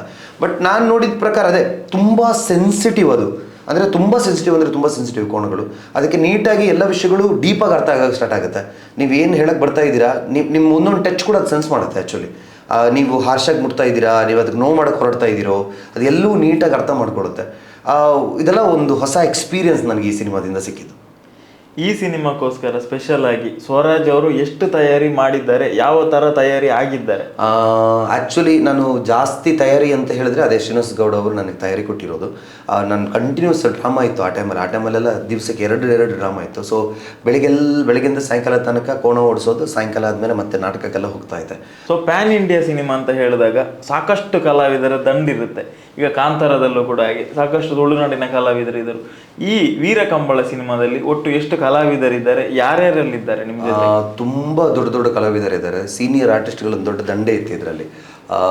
ಮೊದಲಿಗೆ ಹೇಳಬೇಕಾದ್ರೆ ಗೋಪಿನಾಥ್ ಸರ್ ಇದ್ದರು, ನವಿಡಿ ಪಟೀಲ್ ಸರ್ ಇದ್ದರು, ಭೋಜರಾಜ್ ಸರ್ ಇದ್ದರು. ಆಮೇಲೆ ದೊಡ್ಡವರು ಅಂದರೆ ಆದಿತ್ಯ ಸರ್, ಅಂದರೆ ರಾಜನ್ ಸಿಂಗ್ ಬಾಬು ಅವರ ಮಗ. ಆಮೇಲೆ ರವಿಶಂಕರ್ ಸರ್, ಪ್ರಕಾಶ್ ರೈ ಸರ್ ಇದ್ದರು. ಸೊ ಇವ್ರ ಜೊತೆಲ್ಲ ಆ್ಯಕ್ಟ್ ಮಾಡೋದಾಗಲಿಲ್ಲ, ಬಟ್ ನಮ್ಮ ಸಿನಿಮಾದಲ್ಲಿದ್ದಾರೆ. ಅವ್ರದಲ್ಲಿ ನಾನು ಒಬ್ಬ ಪಾತ್ರವಾಗಿದ್ದೀನಿ ಈ ಸಿನಿಮಾದಲ್ಲಿ, ನಮ್ದು ಖುಷಿ ಇದೆ. ಆಮೇಲೆ ಸರೋಜಿನಿ ಶೆಟ್ಟಿ ಅವರಿದ್ದಾರೆ, ವೀಣಾ ಪೊನ್ನಪ್ಪ ಅವರಿದ್ದಾರೆ, ಗೀತಾ ಮೇಡಮ್ ಇದ್ದಾರೆ, ರೂಪಾ ಡಿ ಶೆಟ್ಟಿ ಅವರಿದ್ದಾರೆ, ಮತ್ತು ಯುವ ಶೆಟ್ಟಿ, ಅನುರಾಗ್, ಇವರು ಉಷಾ ಭಂಡಾರಿ ಅವರಿದ್ದಾರೆ, ಶ್ರೀನಿವಾಸ್ ಗೌಡ ಅವರಿದ್ದಾರೆ. ಮೇನ್ ಥಿಂಗ್, ಯಾಕಂದರೆ ನನ್ನ ಆಪೋಸಿಟ್ ರೋಲಲ್ಲಿ ಇರೋದು ಅವರೇ, ಶ್ರೀನಿವಾಸ್ ಗೌಡ ಅವರು. ಆಮೇಲೆ ಸಂತೋಷ್ ಶೆಟ್ಟಿ ಅವರಿದ್ದಾರೆ. ಇನ್ನು ತುಂಬ ಜನ ಇದ್ದಾರೆ. ಅಂದರೆ ಎಲ್ಲರೂ ಎಲ್ಲ ಸೀನಿಯರ್ ಆರ್ಟಿಸ್ಟ್ಗಳೇ. ಮೈಮ್ ರಮೇಶ್ ಸರ್ ಇದ್ದಾರೆ ಇದರಲ್ಲಿ. ಅಂದರೆ ತುಂಬ ಸೀನಿಯರ್ ಗುಂಪುಗಳೇ ಇತ್ತು. ಯಾಕಂದರೆ ಹೇಳಿದ್ರೆ ಅವರು ಯಾವುದೇ ನಾರ್ಮಲಾಗಿ ನೀವು ಕಾಮಿಡಿ ಅದೇನು ನೋಡಿರ್ತೀವೋ ಅಂಥವರೆಲ್ಲ ಜಾಸ್ತಿ ಇದರಲ್ಲಿ ಇರಲಿಲ್ಲ. ಚೇತನ್ ರೈಮಾನಿ ಅವರಿದ್ದಾರೆ, ರೂಪಾ ವರ್ಕಾಡಿ ಅವರಿದ್ದಾರೆ. ಸೊ ಇದು ಒಂದು ಟೋಟಲ್ ಅಂದರೆ ಎಲ್ಲರೂ ನಾನು ಹೆಸರು ಹೇಳ್ತಿರೋವಾಗಲೇ ಗೊತ್ತಾಗುತ್ತೆ, ಎಲ್ಲರೂ ಒಂದು ಸೀನಿಯಾರಿಟಿಯಲ್ಲಿ ಇರುವಂತಹ ಒಂದು ಆರ್ಟಿಸ್ಟ್ಗಳು, ತುಂಬ ಸಿನಿಮಾದಲ್ಲಿ ಮಾಡಿದವರು ಅಂಥವ್ರು. ಸೊ ಅವ್ರ ಜೊತೆ ಒಂದು ಚಿಕ್ಕ ಇದರಲ್ಲಿ ಇನ್ನೊಂದು ಹೇಳಿದ್ರೆ ನನ್ನ ಕೋ ಆರ್ಟಿಸ್ಟ್ ಅಂದರೆ ಹೀರೋಯಿನ್ ಆಗಿ ದಿವ್ಯಾ, ಇವರು ಹೊಸೊಬ್ಬರೇ ಮಾಡಿದ್ರು ಇದರಲ್ಲಿ. ಪ್ರಾರ್ಥನಾ ಅವರಿದ್ದಾರೆ, ಸುರಕ್ಷಾ ಅವರಿದ್ದಾರೆ, ಆಮೇಲೆ ಚೇತನ್, ಇವರು ರಾಜೇಶ್ ಸ್ಕೈಲಾರ್ಕ್ ಗೊತ್ತಿರ್ಬೋದು ಎಲ್ಲ. ಅಂದರೆ ತುಳುನಾಡು ಕಲಾವಿದರು ಹೆಚ್ಚಿಗೆ ಇದರಲ್ಲಿದ್ದಾರೆ. ಸದಾಶಿವ ಮೀನ್ನೆ ಅವರಿದ್ದಾರೆ, ರಮೇಶ್ ಕಲ್ಲಡ್ಕ ನಮ್ಮ ಟೀಮಿನ ಒಬ್ಬರೇ, ಅವರು ಕೂಡ ನನ್ನ ತಂದೆ ಪಾತ್ರದಲ್ಲಿ ಇದರಲ್ಲಿದ್ದಾರೆ. ಪ್ರಾರ್ಥನಾ ನನ್ನ ತಂಗಿ ಪಾತ್ರದಲ್ಲಿರೋದು. ಸೊ ಅದೇ ಎಲ್ಲ ತುಂಬ ಆರ್ಟಿಸ್ಟ್ಗಳು ಇದರಲ್ಲಿದ್ದಾರೆ. ಖುಷಿ ಆಗ್ತಿದೆ ನಮ್ಮವ್ರ ಜೊತೆ ಎಲ್ಲ ಸೇರಿಕೊಂಡು ಸಿನಿಮಾ ಮಾಡೋದು ಎಲ್ಲರೂ. ಆಮೇಲೆ ನಮ್ಮ ಟೀಮ್ ಬಗ್ಗೆ ಹೇಳಬೇಕು ಅಂತ ಹೇಳಿದ್ರೆ, ಡೈರೆಕ್ಟರ್ ನಿಮ್ಗೆಲ್ರಿಗೂ ಗೊತ್ತಿರೋ ಥರನೇ ರಾಜೇಂದ್ರ ಸಿಂಗ್ ಬಾಬು ಅವರು. ಆಮೇಲೆ ಡೈಲಾಗ್ ಮತ್ತು ಸ್ಕ್ರೀನ್ ಪ್ಲೇ ಬರೆದಿರೋರು ನಮ್ಮ ವಿಜಯ್ ಕುಮಾರ್ ಕೊಡಿಲ್ಬೈಲ್ ಸರ್ ಅವರು. ಇದಕ್ಕೆ ಮುಖ್ಯ ಅಂದರೆ ಬಂಡವಾಳ ಅಂತ ಏನು ಹೇಳ್ತೀವಿ, ನಿರ್ಮಾಪಕರು ನಮ್ಮ ಪ್ರೀತಿಯ ಅರುಣ್ ರೈ ತೋಡಾರ್ ಅವರು. ಆಮೇಲೆ ಇದರದ್ದೆಲ್ಲ ನೋಡ್ಕೊಂಡವರು ಎಕ್ಸಿಕ್ಯೂಟಿವ್ ಪ್ರೊಡ್ಯೂಸರ್ ಆಗಿ ನಿಂತವರು ನಮ್ಮ ಅಂದರೆ ಪ್ರೊಡಕ್ಷನ್ನಲ್ಲಿ ನಿಂತವರು ರಾಜೇಶ್ ಕುಡ್ಲ ಅವರು. ಕ್ಯಾಮ್ರಾಮನ್ ಆಗಿ ಗಿರಿ ಸರ್ ಇದ್ದರು, ಮ್ಯೂಸಿಕ್ ಡೈರೆಕ್ಟರ್ ಆಗಿ ಮಣಿಕಾಂತ್ ಕದ್ರಿ ಅವರಿದ್ದರು, ಇದಕ್ಕೆ ಎಡಿಟರ್ ಶ್ರೀನಿವಾಸ್ ಟಿ ಬಾಬು ಅವರು. ಸೊ ಒಂದು ದೊಡ್ಡ ತಂಡ ಇದು, ಅಂದರೆ ಆಮೇಲೆ ಕೊರಿಯೋಗ್ರಾಫರ್ ಆಗಿ ಮದನ್ ಹರಿಣಿ ಮೇಡಮ್ ಅವರಿದ್ದರು. ಸೊ ಒಳ್ಳೆ ಅಂದರೆ ಹೇಳಿದ್ನಲ್ಲ, ಎಲ್ಲರೂ ದಿಗ್ಗಜರೇ, ಗಿರಿ ಸರ್ ಆಗಲಿ, ಮಣಿಕಾಂತ್ ಸರ್ ಆಗಲಿ, ಎಲ್ಲರೂ ಅಂದರೆ ನನ್ನ ಜೊತೆ ಇದ್ದವರೆಲ್ಲ ಇಟ್ಸ್ ಅ ಬಿಗ್ ಟೀಮ್. ನನಗೆ ನಾವು ಏನೋ ಹೊಸದಾಗಿ ಮಾಡಕ್ಕೆ ಬಂದಿರೋ ಥರ ಇತ್ತು. ಸೊ ಆ ಸೀನಿಯರ್ಗಳ ಮಧ್ಯೆ ಭಯದಲ್ಲಿ ಅವ್ರ ಮೇಲೆ ಒಂದು ರೆಸ್ಪೆಕ್ಟ್ ಇಟ್ಕೊಂಡು ಸಿನಿಮಾ ಮಾಡ್ಕೊಂಡು ಹೋದ್ವಿ. ತುಂಬ ಚೆನ್ನಾಗಿ ಮಾಡಿದ್ದೀವಿ. ಇನ್ನು ಸಿನಿಮಾ ನಮಗೂ ಇನ್ನು ಸ್ವಲ್ಪ ಪೆಂಡಿಂಗ್ ಇದೆ. ಅದು ಪೆಂಡಿಂಗ್ ಎಲ್ಲ ಮುಗಿದ್ಮೇಲೆ ಸಿನಿಮಾ ಬೇಗ ತೆರೆಗೆ ಬರಬೇಕು. ನಾವಂತೂ ತುಂಬ ಎಕ್ಸೈಟಾಗಿ ಕಾಯ್ತಾ ಇದ್ವಿ ಅದಕ್ಕೋಸ್ಕರ. ಎಷ್ಟೋ ಕಲಾವಿದರ ಕನಸು ರಾಜೇಂದ್ರ ಸಿಂಗ್ ಬಾಬು ಅವರ ಹತ್ರ ಹೋಗ್ಬೇಕು, ಅವರ ಹತ್ರ ಒಂದ್ಸಲ ಮಾತಾಡಬೇಕು, ಅವರ ಈ ಹಿಂದಿನ ಅವರು ಸಿನಿಮಾದಲ್ಲಿ ಎಂಥ ಜರ್ನಿ ಅದು ಅಂಥದ್ದು ಆಳವಾಗಿ ತಿಳಿಬೇಕು ಅಂತ. ಈಗ ಬಹುಶಃ ಕಾಂತಾರದಂಥ ಒಂದು ಬ್ಲಾಕ್ ಬಾಸ್ಟರ್ ನಂತರ ಒಂದು ಲೆಜೆಂಡ್ ಜೊತೆ ನಟಿಸುವಂಥ ಒಂದು ಅವಕಾಶ, ಅವರ ನಿರ್ದೇಶನ ಶೈಲಿ ಹೇಗಿರುತ್ತೆ, ನಿಮಗೆ ಯಾವ ಥರ ಪ್ರಿಪರೇಷನ್ ಮಾಡ್ತಾ ಇದ್ರು ಅಥವಾ ನಿಮಗೆ ಹೇಳಿಕೊಡ್ತಾ ಇದ್ದಂಥ ರೀತಿ, ಅಥವಾ ಒಂದು ಶಾರ್ಟನ್ನು ತೆಗಿಬೇಕು ಅಂತ ಹೇಳಿದ್ರೆ ಅವರು ಈ ಪ್ರಾಯದಲ್ಲೂ ಕೂಡ ಎಷ್ಟು ಡೆಡಿಕೇಟ್ ಆಗಿ ವರ್ಕ್ ಮಾಡಿಲ್ಲ. ಅವರು ತುಂಬ ಎನರ್ಜೆಟಿಕ್. ಅವರು ಕೂಡ ನಾವು ಹೇಳಬೇಕಷ್ಟೇ ಅವ್ರ ಏಜ್ ಆಗಿದೆ ಅಂತೇಳಿ. ಅವರ ವರ್ಕ್ ಸ್ಟೈಲಲ್ಲಾಗಲಿ ಎಲ್ಲೂ ನಮಗೆ ಏಜ್ ಆಗಿರೋದು ಯಾವುದೇ ವಿಷಯಗಳು ಗೊತ್ತಾಗಲ್ಲ. ಅವ್ರದ್ದು ಪ್ಯಾಟರ್ನ್ ಒಂಥರ ಬೇರೆ ಥರ ಇರುತ್ತೆ. ಅಂದರೆ ವಿ ಆರ್ ನಾಟ್ ಲೈಕ್ ತುಂಬ ಇದಲ್ವ, ಅವರು ತುಂಬ ಸಿನಿಮಾಗಳನ್ನ ಅರ್ಥೈಸ್ಕೊಂಡು ಅಷ್ಟು ನೀಟಾಗಿ ತಗೊಂಡವರು ಅವರು. ಸೊ ನಾವು ಒಂದೆರಡು ಸಿನಿಮಾ ಮಾಡಿದ್ದೀವಿ ಅಷ್ಟೇ ನಮಗೆ ಗೊತ್ತಿರೋ ಪ್ರಕಾರ. We are not so experienced. So ಒಂದು ಹೆದರಿಕೆ, ಅಂದರೆ ಅವರು ಸೆಟ್ಟಲ್ಲಿ ಇರುವಾಗಲೇ ಬಡಬಡ ಅನ್ನುತ್ತೆ ನನಗೆ. ಬಟ್ ನೀಟಾಗಿ ಹೇಳ್ತಾಯಿದ್ರು, ಎಲ್ಲ ವಿಷಯನೂ ನೀಟಾಗಿ ಹೇಳ್ತಾಯಿದ್ರು. ಇಲ್ಲಿಗೆ ಬರಬೇಕು, ಇಲ್ಲಿ ಹೋಗಬೇಕು ನೀಟಾಗಿ. ಬಟ್ ಅದನ್ನು ಮಾಡಿಲ್ಲ ಅಂತ ಹೇಳಿದ್ರೆ ಸ್ವಲ್ಪ ಹೇಳ್ಕೊಡ್ತಾಯಿದ್ರು. ಬಟ್ ಅವ್ರು ಹೇಳೋದು ನಿಮ್ಗೆ ನೀಟಾಗಿ ಅರ್ಥ ಆಗುತ್ತೆ. ಎಲ್ಲ ಕ್ಯಾರೆಕ್ಟರ್ಗೂ, ನನಗಂತಲ್ಲ ಎಲ್ರಿಗೂ ನೀಟಾಗಿ ಹೇಳ್ತಾಯಿದ್ರು. ಅಂದರೆ ಇಲ್ಲಿ ಹೀಗೆ ಮಾಡಬೇಕು, ಇಲ್ಲಿ ಹೀಗೆ ಮಾಡಬೇಕು, ಇಲ್ಲಿಂದ ಹೀಗೆ ಬನ್ನಿ ಅಂತೆಲ್ಲ ಹೇಳ್ತಾಯಿದ್ರು. ವಿ ಗಾಟ್ ಕೋಆರ್ಡಿನೇಟ್, ಅಂದರೆ ನೀಟಾಗಿ ಅರ್ಥ ಆಗ್ತಿತ್ತು ಅವ್ರು ಹೇಳ್ತಿರೋದು ನಮಗೆ. ಸೊ ಲೈಕ್ ಅಷ್ಟು ದೊಡ್ಡವ್ರ ಜೊತೆ ಆ್ಯಕ್ಟ್, ಅಂದರೆ ಅಷ್ಟು ದೊಡ್ಡವ್ರ ಡೈರೆಕ್ಷನಲ್ಲಿ ಆ್ಯಕ್ಟ್ ಮಾಡೋದೇ ಒಂದು ಪುಣ್ಯ ನಮಗೆ. ಪ್ಲಸ್ ಅವ್ರಂದರೆ ನಮಗೊಂದು ಹೆದರಿಕೆ ಇರುತ್ತಲ್ಲ, ಎಲ್ಲಿ ಬೈದು ಬಿಡ್ತಾರೋ ಏನೋ ಆ ಥರ ಎಲ್ಲ. ಈಸ್ ನಾಟ್ ಲೈಕ್ ಆ ಥರ ಎಲ್ಲ ಯಾವತ್ತೂ ನನಗೆ ಬೈದಿಲ್ಲ ಅವರು. ನೀಟಾಗಿ ಹೇಳ್ಕೊಡ್ತಾಯಿದ್ರು, ಎಲ್ಲ ವಿಷಯನೂ ಹೇಳ್ಕೊಡ್ತಾಯಿದ್ರು. ನನ್ನ ಕೈಲಿ ಆಗಿಲ್ಲ ಅಂದರೆ ಯಾಕೆ ನಿಂಗೆ ಆಗಿಲ್ಲ, ಆಗ್ತಿಲ್ವಾ, ಇನ್ನೇನಾದರೂ ಮಾಡೋಣವಾ ಅಂತೆಲ್ಲ ನನ್ನ ಹತ್ರ ಕೇಳಿ, ಇಲ್ಲ ಸರ್ ಇದು ಆಗ್ತಿಲ್ಲ ಸರ್, ಪರವಾಗಿಲ್ಲ ಚೇಂಜ್ ಮಾಡೋಣ ಅಂತೆಲ್ಲ ಹೇಳ್ಕೊಂಡು ಚೇಂಜ್ ಎಲ್ಲ ಮಾಡ್ತಾಯಿದ್ರು. So down to earth man ಅವರು, ತುಂಬ ತುಂಬ ದೇವ್ರ ಭಕ್ತಿ ಇರೋರು ಅವರು. ತುಂಬ ಖುಷಿಯಾಗಿತ್ತು. ಮತ್ತು ಗಿರಿ ಸರ್ ಕೂಡ ಹಾಗೆ, ಕ್ಯಾಮ್ರಾಮನ್ ಗಿರಿ ಸರ್, ಅವರು ಎಷ್ಟೋ ಸಿನಿಮಾಗಳು ಮಾಡಿದ್ದಾರೆ. ರಾಜನ್ ಸಿಂಗ್ ಬಾಬು ಅವ್ರ ಜೊತೆ ಎಷ್ಟೋ ದೊಡ್ಡ ದೊಡ್ಡ ಸಿನಿಮಾಗಳು ಮಾಡಿದವರು ಅವರು. ಅವರು ಅಷ್ಟೇ ನೀಟಾಗಿ ಚಿನ್ನ ಆ ಥರ ಆಗಿ ನಿಲ್ಕೋ, ಅಂದರೆ ಎಲ್ಲಾದರೂ ನನ್ನ ಕಣ್ಣುಗಳೆಲ್ಲ ಚಿಕ್ಕದಲ್ಲ, ಬಿಸಿಲಿಗೆಲ್ಲ ಕಣ್ಣೇ ಓಪನ್ ಮಾಡಲ್ಲ ನಾನು ಜಾಸ್ತಿ. ಸರಿ ಕಣ್ಣೆಲ್ಲ ಬ್ರೈಟ್ ಮಾಡಬೇಕು, ಎಕ್ಸ್ಪ್ರೆಷನ್ಸ್ ಎಲ್ಲ ಎಲ್ಲೂ ಸಿಗಲಿಲ್ಲ ಅಂತ ಹೇಳಿದ್ರೆ ಅವರು ಯಾಕಂದರೆ ನಮ್ಮ ಸಿನಿಮಾ ತುಂಬ ಸ್ಪೀಡಾಗಿ ಹೋಗ್ತಾ ಇತ್ತು. ಎಲ್ಲೂ ಅಂದರೆ ನಿಮಗೆ ಒಬ್ಬನ್ನ ಇಟ್ಕೊಂಡು ನಾನೇನಾದರೂ ಇವಾಗ ತುಂಬ ಸರಿ ಅಂದರೆ ಎಕ್ಸ್ಪ್ರೆಷನ್ ಕೊಡೋದಾಗಲಿ ತುಂಬ ಪ್ರಾಬ್ಲಮ್ಸ್ ಎಲ್ಲ ಮಾಡ್ತಾ ಇದ್ರೆ ಅವ್ರಿಗೆ ಅದನ್ನು ತುಂಬ ಕರೆಕ್ಷನ್ ಮಾಡ್ಕೊಳ್ಳೋ ಟೈಮ್ ನಮ್ಮ ಹತ್ರ ಇರ್ತಿರ್ಲಿಲ್ಲ. So we have to get fast. ಯಾಕಂದರೆ ಅಷ್ಟು ಜನ ನಮಗೋಸ್ಕರ ಕಾಯ್ತಾ ಇದ್ರು ಬಿಸಿಲಲ್ಲಿ. ನಾವು ಬೇಗ ನಮ್ಮ ಶಾರ್ಟ್ಸ್ಗಳನ್ನೆಲ್ಲ ತೆಗಿಬೇಕಾಗುತ್ತೆ. ಯಾಕಂದರೆ ಒಂದು ಪರ್ ಡೇ ಫುಲ್ ಡೇ ಅಷ್ಟು ಜನ ಇರ್ತಾರೆ, ಅವ್ರದ್ದೆಲ್ಲ ಶಾರ್ಟ್ಗಳನ್ನ ಮುಗಿಸ್ ಕಳಿಸ್ಬೇಕು ನಾವು. ಸೊ ನಾವು ಬೇಗ ಇದು ಮಾಡ್ತಾಯಿದ್ವಿ. ಸೊ ಆ ಕಡೆ ಡೈರೆಕ್ಟರ್ ಸರ್, ಈ ಕಡೆ ಕ್ಯಾಮ್ರಾಮನ್ ಸರ್ ಎಲ್ಲರೂ ನಮ್ಗೆ ಹೇಳ್ಕೊಡ್ತಾಯಿದ್ರು.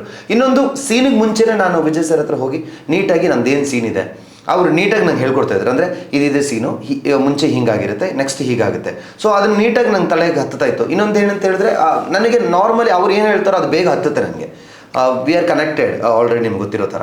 ಸೊ ಅವ್ರ ಸ್ಟೈಲಲ್ಲಿ ಹೇಳ್ಕೊಡ್ಲೆ ನನಗೆ ಅರ್ಥ ಆಗ್ತಿತ್ತು. ಓಕೆ ಈ ಥರ ವಿಜಯನ ಓಕೆ ಹೋಗಿ ಮಾಡ್ತೀನಿ ಅಂತ ಹೇಳಿ ನೀಟಾಗಿ. ಅಲ್ಲಿ ಏನಾದರೂ ನನಗೆ ಸ್ವಲ್ಪ ಆ ಥರ ಈ ಥರ ಆಗಿದ್ರು ಕೂಡ ನನಗೆ ಸರ್ ಹತ್ರ ಕೇಳಕ್ಕೆ ಭಯ, ನನಗೆ ರಾಜೇಂದ್ರ ಸಿಂಗ್ ಸರ್ ಹತ್ರ ಕೇಳಕ್ಕೆ ಭಯ.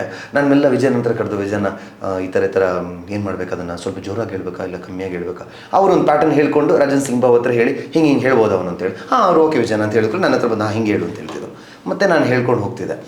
ಅದೇ ಎಲ್ಲ ಸೀನಿಯರ್ಗಳ ನಡುವೆ ಒಂದು ವರ್ಕ್ ಮಾಡಿದ್ದು ಒಂದು ಖುಷಿ ಅದು.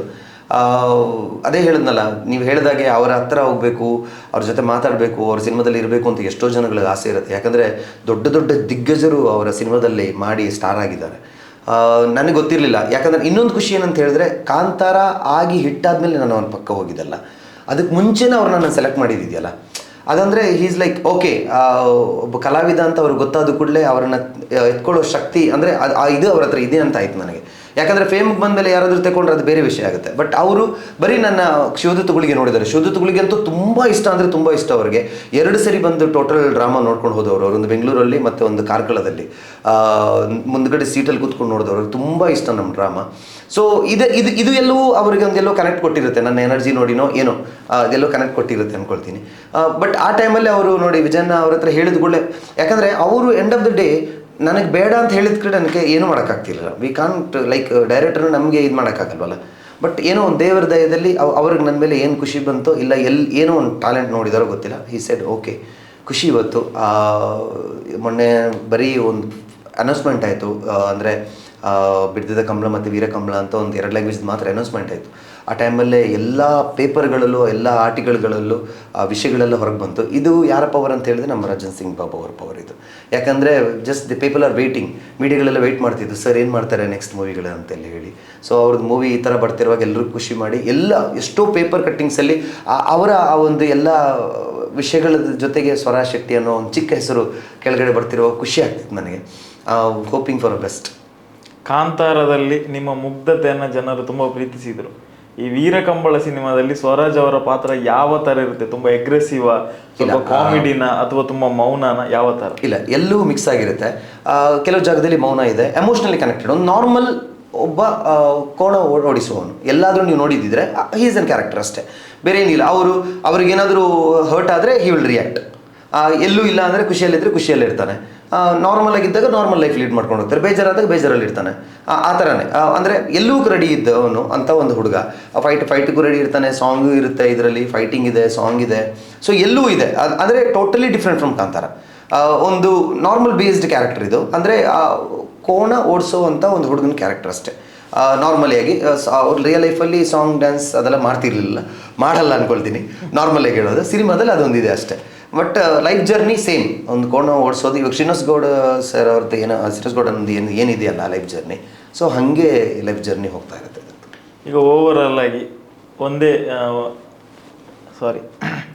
ಈಗ ಓವರಾಲ್ ಆಗಿ ವೀರ ಕಂಬಳದ ಬಗ್ಗೆ ಕೊನೆಯದಾಗಿ ನಿಮ್ಮ ಒಂದು ಎಕ್ಸ್ಪೀರಿಯನ್ಸನ್ನು ಮನಸ್ಪೂರ್ವಕವಾಗಿ ಹೇಳೋದಾದರೆ? ಮನಸ್ಪೂರ್ವಕವಾಗಿ ಹೇಳಬೇಕಾದ್ರೆ ಇದೊಂದು ದೊಡ್ಡ ಬ್ಯಾನರಲ್ಲಿ ಬರ್ತಿರುವಂತಹ ದೊಡ್ಡ ಸಿನಿಮಾ.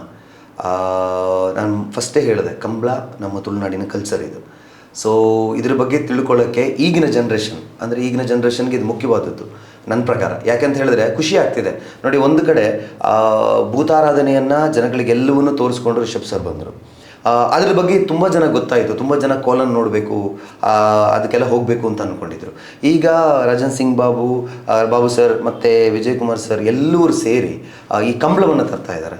ಸೊ ಈ ಕಂಬಳವನ್ನು ನಾಳೆ ದಿವಸ ಸಿನಿಮಾದಲ್ಲಿ ನೋಡಿ, ಇಂಥ ಒಂದು ರಿಚುವಲ್ಸ್ ಇದೆ, ಇಷ್ಟು ಕನೆಕ್ಟೆಡ್ ಆಗಿದ್ದಾರೆ ಎಲ್ಲರೂ ಅಂತ ಗೊತ್ತಾದಮೇಲೆ ಕಂಬಳಕ್ಕೆ ಕಂಬಳ ನೋಡ್ದಿರೋರು ಕೂಡ ಕಂಬಳಕ್ಕೆಲ್ಲ ಹೋಗ್ತಾರೆ ಅನ್ನೋ ನಂಬಿಕೆ ನಮಗಿದೆ. ಸೊ ಖುಷಿ ಆಗ್ತಿದೆ ಸರ್. ಏನಂತ ಹೇಳಿದ್ರೆ ಎಲ್ಲೂ ನಾನು ಮಾಡ್ತಾ ಇದ್ದೀನಿ ಅಂದರೆ ಎಲ್ಲ ಕನೆಕ್ಟೆಡ್ ಆಗಿ ಮಾಡ್ತಾ ಇದ್ದೀನಿ ಅನ್ನೋ ಖುಷಿ ಇದೆ ನನಗೆ. ಯಾಕಂದರೆ ನೆಕ್ಸ್ಟ್ ನೋಡಿ ನಮ್ಮ ಡ್ರಾಮಾ ಬರ್ತಾ ಇದೆ ಪಿಲಿ ಅಂತ, ಅದರಲ್ಲಿ ಹುಲಿವೇಷ ಹಾಕಿದ್ದೀನಿ. ಸೊ ಎಲ್ಲ ಅಂದರೆ ನಾನು ಎಲ್ಲವನ್ನೂ ಮಾಡಿದ್ದೀನಿ ಅಂತಲೂ ಖುಷಿ ಆಗ್ತಿದೆ. ಅಲ್ಲಿ ಹುಲಿವೇಷ ಹಾಕಿದ್ದೀನಿ, ಅಲ್ಲಿ ದೈವಾರಾಧನೆದಾಯಿತು, ಈ ಕಂಬಳ ಓಡಿಸಿದ್ದೀನಿ. ತುಂಬ ಅಂದರೆ ಒಂದು ಟೈಮಲ್ಲಿ ಯಕ್ಷಗಾನ ಕೂಡ ಮಾಡಿದ್ದೆ ನಾನು. ಸೊ ತುಳುನಾಡಿನ ಕಲ್ಚರ್ ಎಲ್ಲವನ್ನೂ ನಾನು ಮಾಡಿದ್ದೀನಿ ಒಂದು ಇಷ್ಟು ಚಿಕ್ಕ ವಯಸ್ಸಲ್ಲೇ ಅನ್ನೋದಕ್ಕೆ ನಂಗೆ ತುಂಬ ಖುಷಿ. So end of the time ನನಗೆ ಯಾರೆಲ್ಲ ಇದನ್ನೇನೆಲ್ಲ ಮಾಡಲಿಕ್ಕೆ ಯಾರೆಲ್ಲ ಸಹಕಾರ ಕೊಟ್ಟಿದ್ದಾರೆ, ಯಾರ್ದಾದ್ರೂ ಹೆಸರು ಮರ್ತೋಗಿದ್ರೆ ನಾನು ಇಲ್ಲ, ನನಗೆ ಪರೋಕ್ಷವಾಗಿ ಪ್ರತ್ಯಕ್ಷವಾಗಿ ಯಾರೆಲ್ಲ ಸಹಾಯ ಮಾಡಿದ್ದಾರೆ ಎಲ್ರಿಗೂ ನಾನು ಇಲ್ಲಿಂದ ಅಡ್ಡ ಬೀಳ್ತಾ ಇದ್ದೇನೆ. ಆಮೇಲೆ ಮುಖ್ಯವಾಗಿ ನಾನು ಫಸ್ಟ್ ವಿಜಯ್ ಕುಮಾರ್ ಸರ್ಗೆ ತುಂಬ ಥ್ಯಾಂಕ್ಸ್ ಹೇಳಬೇಕು. ಯಾಕಂದರೆ ಹೇಳಿದ್ರೆ ಈ ಸಿನಿಮಾದಲ್ಲಿ ನಾನು ಇರಬೇಕು ಅಂತ ಹೇಳಿದ್ರೆ ಅವರು ದೊಡ್ಡ ಕಾರಣವಾಗ್ತಾರೆ. ಆಮೇಲೆ ರಾಜನ್ ಸಿಂಗ್ ಬಾಬು ಅವರು ಕೂಡ ತುಂಬ ಧನ್ಯವಾದಗಳು ನನಗಿಂತಹ ಒಂದು ಪಾತ್ರವನ್ನು ಕೊಟ್ಟಿದ್ದಕ್ಕೆ.